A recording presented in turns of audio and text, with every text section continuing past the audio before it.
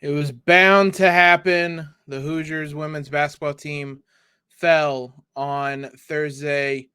Let's talk about where things went wrong. You are Locked On Hoosiers, your daily podcast on the Indiana Hoosiers. Part of the Locked On Podcast Network. Your team every day.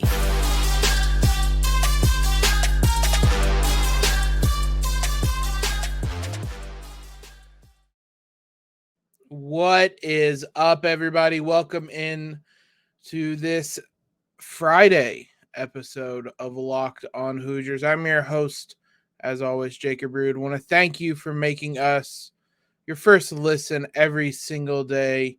We are your one-stop shop for everything IU athletics. The Indiana women's basketball team, we talked about it on yesterday's episode. They were going up against a difficult challenge on Thursday afternoon. I keep wanting to say Thursday evening, Thursday afternoon. And ultimately they slipped up and their unbeaten season is no more. I don't think anybody had any preconceived notions that they were going to run the table on this season. And this was a loss that had been coming. We'll talk about that kind of point here in a little bit. But ultimately, Michigan State proved to be kind of what we thought they would be, a tough matchup with a lot of people capable of scoring. And you have to be on your A game against them. Michigan State's going to this won't be the last upset they have this season. They're going to really challenge a lot of teams this year. And if somebody comes into a game against the Spartans not focused and prepared, it's going to, like we saw on Thursday, it's going to cost them a game. There were a number of things that went wrong for Indiana. Turnovers, which had crept up as a problem in recent weeks, really hindered them on Thursday. They finished with 21 turnovers. It was a similar story against Penn State. In the first half, they kind of corrected that, and in the second half, and were able to pull away. The first half of Michigan State on Thursday and the first half of the Penn State game mirrored one another. The only thing that was saving the Hoosiers on Thursday was an incredible performance from Mackenzie Holmes. She finished with 32 points, a career high, 12 rebounds. We'll dive into her performance, but if not for her, this would have been a blowout. Indiana struggled, even with her going 12 of 17 from the field. Indiana couldn't get stops, and that's where so much of this boiled down. Defensively, they could not come up with stops. Perimeter defense was suboptimal, to say the least. There were a lot of drives into the paint. Mackenzie Holmes having to come over to defend those and impede them from getting to the rim, and that left Spartan players under the basket. Didi Hageman, most notably, as well, Tyre Parks. Didi Hageman was the one assisting all of those. Parks was the one scoring a lot of those drop-off passes around the rim. And that it was, especially in the second half, in the fourth quarter, when Indiana was trying to make its comeback, that was kind of the recurring trend. And even then, after how poorly Indiana played, they had a chance to tie this game. It looked dead and done and buried, and whatever cliche you want to use. The Hoosiers had it to a 4-point game a couple times. It would get stretched right back out. And it was 78-71 with 39 seconds left. Scalia gets a jumper. Michigan State, who struggle at the line all season, split the free throws. Garzon buries a three-pointer. Then the Hoosiers get the ball back after that. There was a loose ball foul. So Indiana had the ball, 26 seconds left, down 3, and a chance to tie the game, turned the ball over. Scalia traveled. Michigan State went down, knocked down a pair of free throws. That was that, done and dusted, and Michigan State comes away victorious. So this is going to be a game where you give a lot of credit to Michigan State, but it's still going to feel like a game the Hoosiers threw away, because literally 21 turnovers, you threw that game away. It was interesting. That's certainly an area where you can tell Indiana misses Grace Berger. She was the point guard. She was also the calming force. Things seem to be getting, at times with Indiana, sped up too much, and the Hoosiers get out of sorts a little bit. And you can point to those things as like, that's where Grace Berger would bring the ball up, have the Hoosiers set up, have them run a play, be that steadying force. That's, I think, where Indiana misses her the most. It showed in that Penn State game. It showed on Thursday against Michigan State. We knew this would be a tough matchup. The Hoosiers did everything they could late. Offense certainly wasn't a problem. They shot 58.5% from the field. They were just 3 of 12 from 3, but it wasn't the offense that was the issue. And Michigan State was 19 of 29 at the line. Like, all the chances were there, even for how tough this was, for Indiana to come away victorious in this one. And they stumbled. And ultimately, this loss was going to come. And based on how they've played the last couple of weeks, even that Butler game that they won, that wasn't a convincing win. And then you have the Penn State game we talked about. It felt like a loss was coming. And so it's not shocking it happened. IU was never going to run the table this season, and now we kind of wait and see how they're going to respond, because it's going to have to be a really quick response. They play again on Sunday against Nebraska. We'll talk about Nebraska at the end of the show. Let's talk about Mackenzie Holmes and the incredible game she had. Before we dive into that, picture this, guys. We've talked about it this week. You're hanging out with some friends. You're throwing back a few beers. A few becomes too many.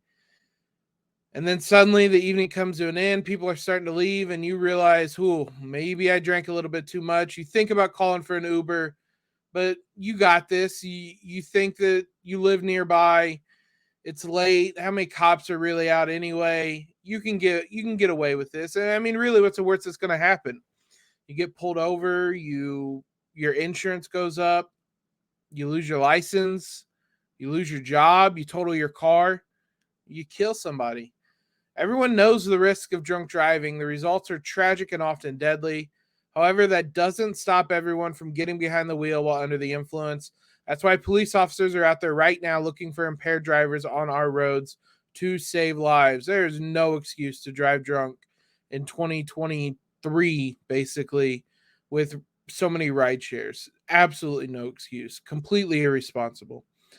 So if you think you're okay to drive after a few drinks, think again, play it safe, and plan ahead to get a ride. It only takes one mistake to change your life or someone else's forever. Drive sober or get pulled over.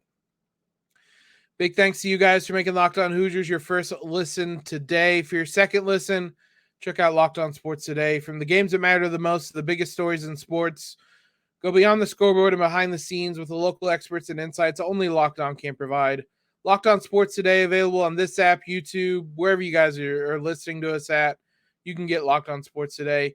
They may have some stuff about Washington versus Texas football. Michael Penix picks up a bowl win, became the single season all-time leader for Washington football in passing yards, threw for 287 yards, a couple touchdowns with an interception, but the Huskies win 27-20 in the Alamo Bowl.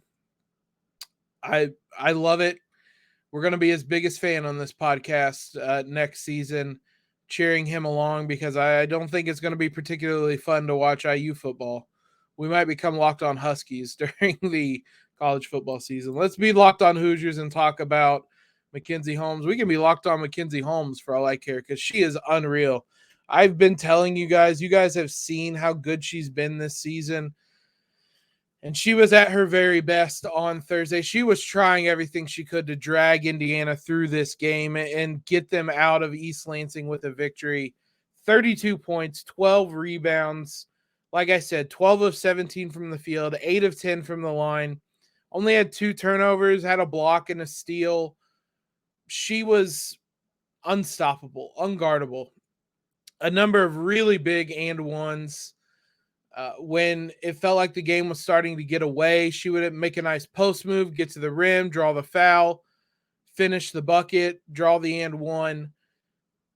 As reliable as anybody in the country is Mackenzie Holmes, and this loss absolutely does not fall on her. She had 32 of the 78 points.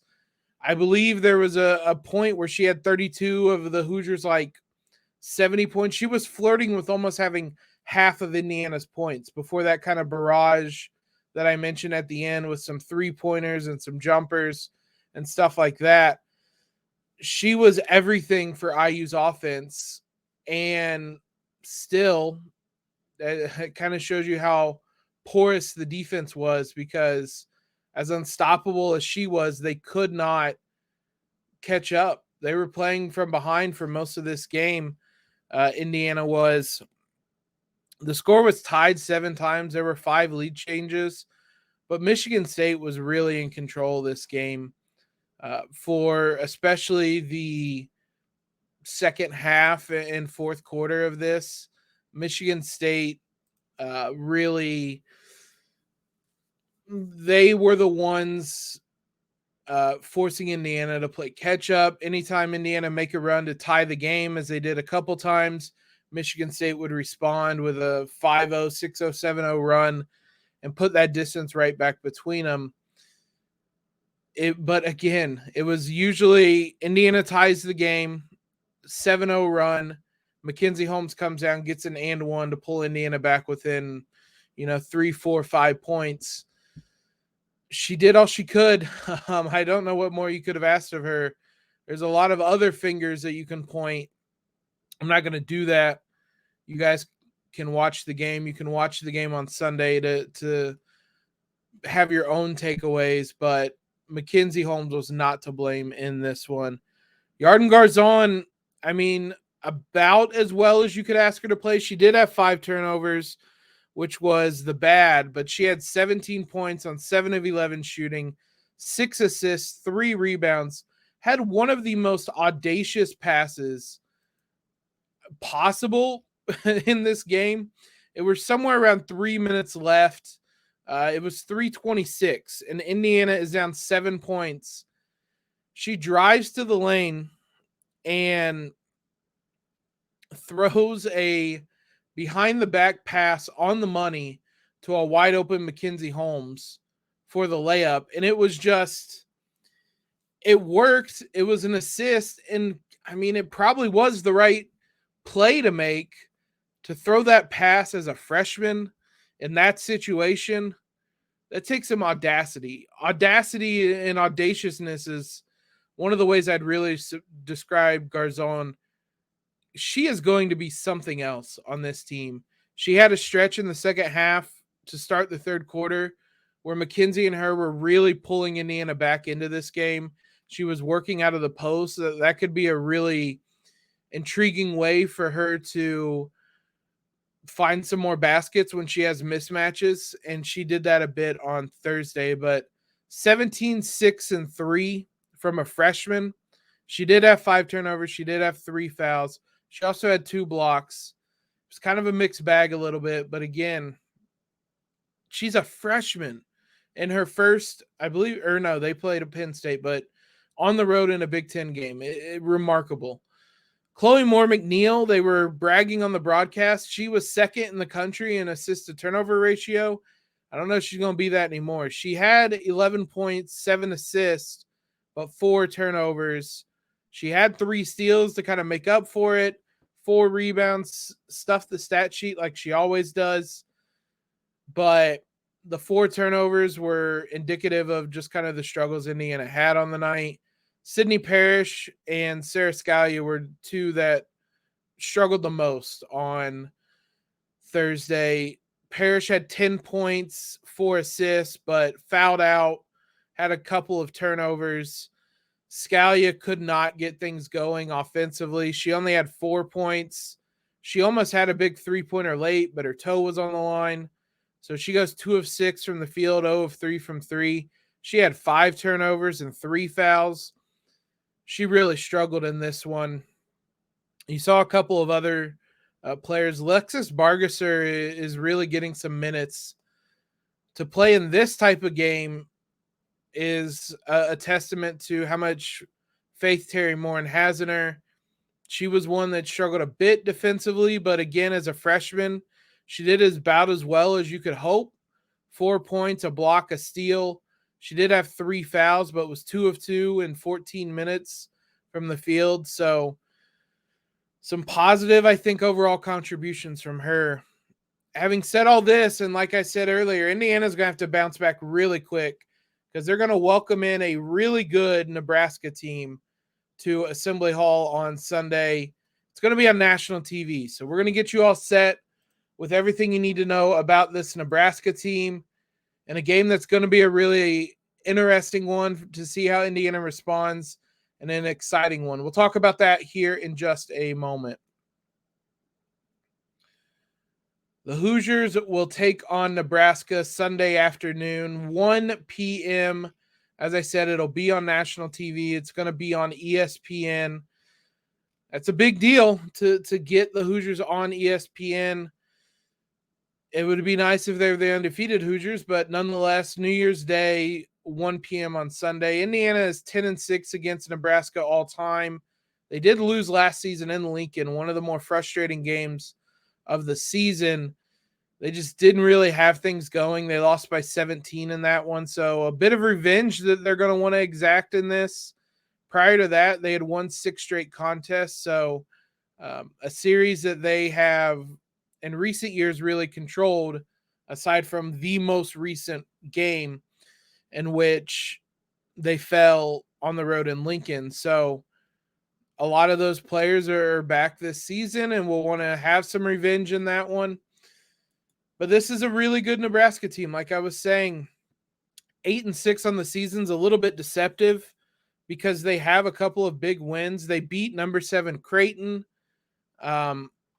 This is not the right schedule I'm looking at. It's a men's basketball schedule. I know they have a win over Maryland, who we talked about. It's kind of been up and down, wishy-washy a little bit this season. That's kind of been the Nebraska team a little bit, but they have been kind of right on the edge of being ranked. They're 10-4, which makes a lot more sense. They lost to Creighton. They lost to Virginia Tech, but they beat Maryland and they beat Kansas in triple overtime before the holidays, 85-79. Kansas was ranked 20. Maryland was ranked 20. They lost to Virginia Tech. They lost to number 14 Michigan. They lost to number 20 Creighton. They've played the 20th ranked team 3 times this season. So they're 10-4, but 3 of their 4 losses have come to ranked teams.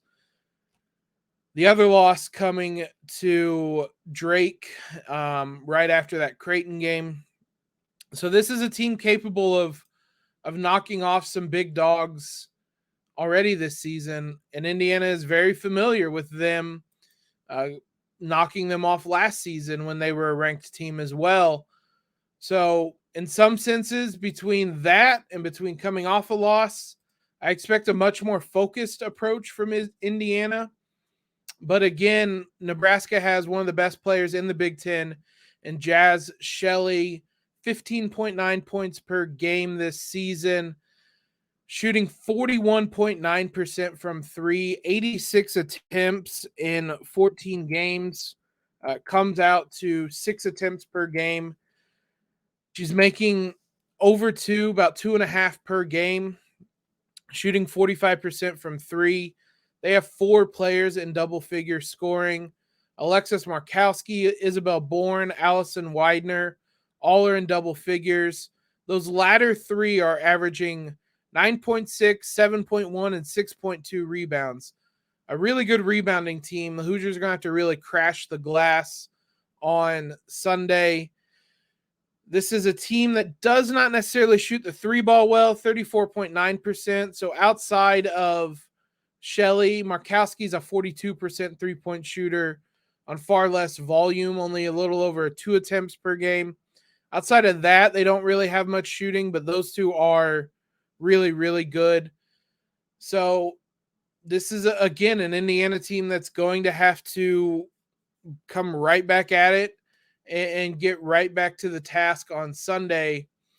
It's a quick turnaround, but I think sometimes in these situations, coming off a frustrating loss like Indiana had, you want to get right back on the court and get right back into the swing of things. So I wouldn't be surprised if the Hoosiers are rip-roaring and ready to go and come out of the gates flying, hopefully on Sunday against Nebraska. But I don't suppose this is going to be a blowout unless they replicate that UNC game. It's a tough Nebraska team that is very familiar with Indiana and vice versa. It's going to be kind of your typical Big Ten dogfight in this one, I would imagine. But get out to Assembly Hall. I'll be there on Sunday. You guys can come out, watch Indiana against a good Nebraska team. If you can't get to Assembly Hall, turn on ESPN, 1 p.m., watch that. You can flip back and forth with football on Sunday, but they will have you covered in that one. We'll be back on Monday to recap that, and the men's basketball team will eventually, finally, be getting back in action. We'll have some of that next week as well. But thanks again, guys, for making us your first listen every single day. Now, for your second listen, check out Locked On Sports Today. They have all the biggest stories, from the games that matter the most to everything going on in the world of sports. Go beyond the scoreboard and behind the scenes with local experts and insights only Locked On can provide. Locked On Sports Today, available on the Odyssey app, YouTube, wherever you get podcasts. Follow us on Twitter at LO_Hoosiers. Subscribe to the podcast, leave a rating and review, all of that great stuff. Most importantly, though, guys, everybody have a great weekend. Hope you all have a happy new year, and LEO.